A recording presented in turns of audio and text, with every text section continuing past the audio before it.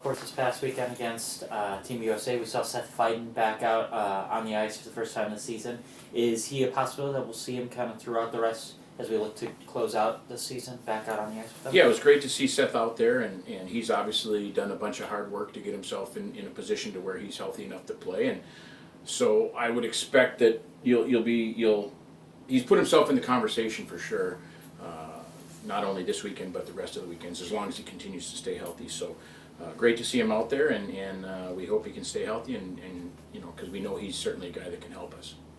And Sam getting his second start out in the crease this weekend, had a little bit of trouble there at the beginning of the game, but was able to pull it back. And so again, looking at that rotation possibility. Yeah, we felt like Sal was good early, especially when USA had some really good opportunities on the power play and point blank shots, and Sal did a real good job. The end of the period, we got a little loose, and there's probably a goal or two that he wishes he had back. But all in all, we felt like he did a nice job, and he, a lot like we just talked about Seth there, he works every day, he puts himself in a position to be in the conversation. And what we've told our goalies is we're not trying to get too far ahead. We're going to have conversations on a daily and a weekly basis, and we'll go from there. And looking into this upcoming weekend, we know Ferris State being a very defensive team, especially with Giesbrecht out in that crease. Kind of what are you guys looking at to try to find their way around? Yeah, they're very good defensively. You look back at they are comfortable playing in low scoring tight games. Then they'll have games where they'll go ahead and score 4 or 5, and so they've got some talented kids up front. But it starts in goal.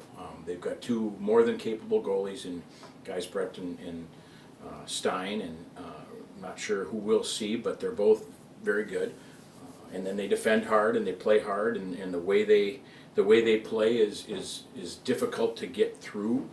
So you're going to have to be patient. You're going to have to stay with the game plan and continue to push, because it's probably going to be, we need to be aware and be comfortable. If it is a low-scoring, tight game, we've got to be comfortable in that setting, because that's what Ferris State is. Very similar to Bemidji in being comfortable in those types of games.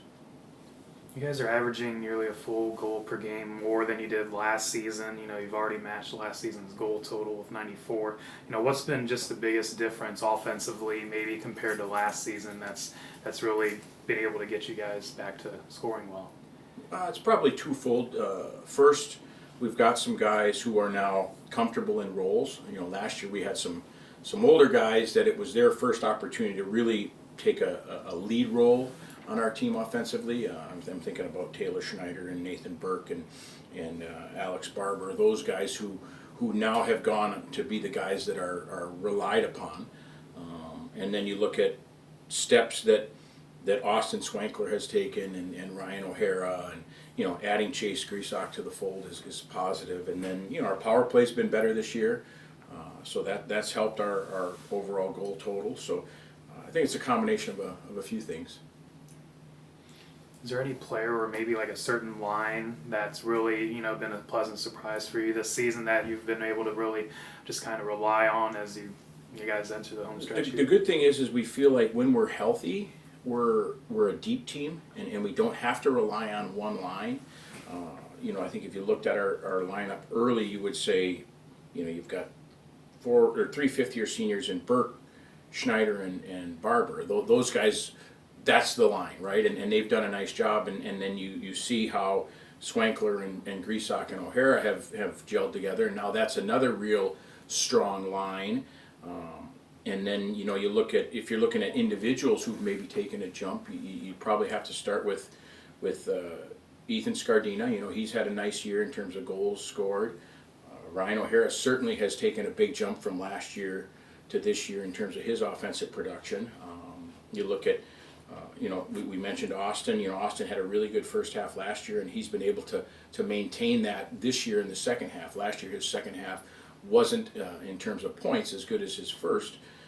So he's been able to take that jump. And then I would say on the back end, Ben Wozni taken a really nice step.